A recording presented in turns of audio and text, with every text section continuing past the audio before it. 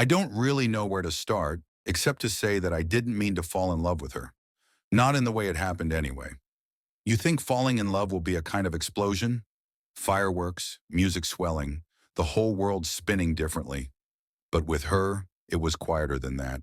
Like a song you've heard 100 times before, suddenly sounding different one morning, and you can't explain why. Her name was Eva. I met her in the fall of 2012. I remember because the leaves outside my apartment had turned the color of rust, and the air had that dry, papery feel that makes everything seem nostalgic before it even happens. I was 28, working as a freelance designer, living off coffee and deadlines, and pretending I was content being alone. We met at a friend's dinner party, one of those evenings where everyone talks too loudly and the music's just slightly too low. She was sitting across from me, wearing a green sweater and these round glasses that made her eyes look impossibly curious. She didn't talk much at first. When she did, her voice was soft. Not timid, just careful, like she weighed each word before letting it go. At some point, someone made a joke about modern relationships, about how everything was temporary now, like disposable cups and Wi-Fi passwords. And Eva smiled, this small, sad smile, and said, maybe that's because people forget that love is supposed to change you, not entertain you. I looked up from my plate, and our eyes met. That was the moment, though I didn't know it yet. That one sentence, that idea, stuck in my chest like a splinter I couldn't pull out. We started seeing each other after that, slowly, the way you learn a song by ear. Coffee first, then late walks, then weekend afternoon that stretched into evenings without either of us noticing. She had this way of paying attention to things I never thought to notice. The sound of rain hitting the metal awning outside my window. The way people's voices change when they talk about their childhoods. The smell of oranges when you peel them slowly. Being around her made time feel different. She didn't rush through conversations. She'd pause sometimes as if listening for something underneath what was being said. I remember one night in particular. We were sitting on my fire escape, sharing a blanket, watching the city lights flicker like distant stars. I told her about my father, how he'd been a quiet man who never said I love you, but showed it in the way he fixed things, built things. She didn't interrupt. She just reached over and touched my hand, once gently, like she was saying she understood something words couldn't. That's the thing about Eva. She listened like it was an act of love. The first time she came over with a toothbrush was 3 months later. She didn't announce it, just left it there in my bathroom, beside mine. I remember noticing it that night, this pale blue toothbrush resting quietly next to my black one. And it hit me how domestic that looked, how real. I didn't say anything to her about it, but when I brushed my teeth the next morning, I smiled at the sight of the two brushes leaning together in the cup. That's how love settled into my life, not through grand gestures, but through small, ordinary intrusions. We moved in together the next year. Our apartment was small, one bedroom, a kitchen that always smelled faintly of garlic, and a balcony just big enough for 2 chairs. We made it ours. She filled it with plants and art and light. I filled it with music, books, and too many coffee mugs. There were fights, sure, about money, about dishes, about who used all the hot water, but even our arguments had this strange tenderness underneath them. Like we both knew we were still learning the language of each other's hearts. She used to hum while she cooked, not full songs, just little bits of melody, wordless and soft. I'd be working in the next room and hear her, and it would make me feel this quiet joy, the kind that sits low in your chest and warms you from the inside out. We talked about the future sometimes, marriage, kids, where we might want to live someday. But we never made solid plans. It wasn't hesitation exactly. It was more that we both liked where we were. She once said, if we plan too much, we'll start living for later instead of now. I didn't argue. I think part of me knew that what we had wasn't meant to be permanent in the way people imagine permanence. It was more alive than that. Fragile, changing, human. The change came slowly, almost imperceptibly. Looking back, I can see the signs, but at the time, they just looked like life happening. She started staying late at work. I started taking on more freelance projects, telling myself I was being ambitious, not avoiding something. We'd sit together at dinner and talk about our days, But the conversation started to feel thinner, like soup stretched too far with water. I remember one night in particular. She was sitting on the couch, laptop on her knees, hair pulled back messily.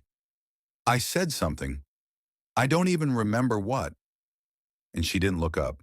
She just said, hmm, distracted. And for some reason, that sound, that little distracted murmur, hurt more than any fight could have. We weren't fighting. We were just fading. That's how love ends sometimes. Not with shouting, but with silence that grows between you until it's too wide to cross. One evening, I came home to find her sitting by the window, the light already dimming. She looked tired, not in a physical way, but deep down. She turned to me and said, "I think I need some time." That was all. No drama, no accusations. Just those 5 words. We talked for hours that night, or rather, she talked, and I tried to understand. She said she felt like she was disappearing inside our comfort, like she'd lost the edges of herself. She loved me. She said that, and I believed her. But she needed to find out who she was without the we. I didn't try to stop her. I wanted to. God, I wanted to. But I could see it in her eyes. The same quiet conviction I'd fallen in love with years ago. So I let her go. Or at least I said I did. The months that followed were empty. There's no other word for it. The apartment felt too big, too quiet. Her toothbrush was gone. The plants started dying, one by one, because I kept forgetting to water them. The smell of her shampoo lingered for weeks, and I'd catch it sometimes when I opened a closet or a drawer and feel this sudden ache in my chest. I tried to fill the space with noise, music, work, friends, but grief has a way of finding you in the quiet moments. I'd wake up in the middle of the night and instinctively reach for her, only to find cold sheets. I'd see someone in a crowd who moved like her, and my heart would stutter, stupidly, before my mind caught up. People talk about heartbreak like it's a clean wound, like it breaks and then you heal. But the truth is, love doesn't break cleanly. It frays. It unravels slowly, and pieces of it stick to you for years, maybe forever. She reached out once, about 6 months later. A simple message. "Hey, how have you been?" I stared at it for a long time before answering. We met for coffee a few days later. She looked different, lighter somehow. Her hair was shorter, and she had this new steadiness in her eyes. We talked for hours again, like before, only this time there was this unspoken understanding that we weren't what we used to be. At one point she said, "You know, I still think of you every time it rains." And I smiled and said, "Yeah, me too." It wasn't a lie. When the rain hits the awning outside my window, I still hear her humming. We didn't get back together. It wasn't one of those stories. But we stayed connected in that quiet, rare way where two people carry each other's echoes. Every once in a while, she'd send me a photo of something, a street corner, a cat in a bookstore window, a cup of coffee with foam shaped like a heart. And I'd know she was saying, "I remember." It's been nearly 10 years now. I'm married to someone else, a good woman, kind, funny, steady. We have a small house, a dog, and a garden I'm learning not to kill. I love her, truly. But every so often, when the world slows down, I find myself thinking of Eva. Not in a longing way, not like I wish she were still here, but in gratitude. Because she taught me something I don't think I could have learned any other way. That love isn't about holding on. It's about seeing someone clearly, really seeing them, and letting that vision change you, even if they don't stay. She once said love is supposed to change you. At the time, I thought it meant the kind of change that brings two people closer. But now I think she meant something deeper, that every person we love leaves a shape inside us, a kind of emotional fingerprint. And we carry those shapes forward into every love that comes after. When I water the plants in our garden, I sometimes remember the ones that died in that old apartment. When I hear rain, I still think of her silence on that fire escape, the weight of her hand on mine. I don't know where she is now. Maybe she's married. Maybe she's living alone in some city I've never been to, still humming while she cooks. But wherever she is, I hope she's at peace. I hope she knows she mattered, because she did. And when I think of love, real love, I don't think of the fireworks or the happy endings. I think of that quiet night, her voice soft in the dark saying, love is supposed to change you. And it did. It still does.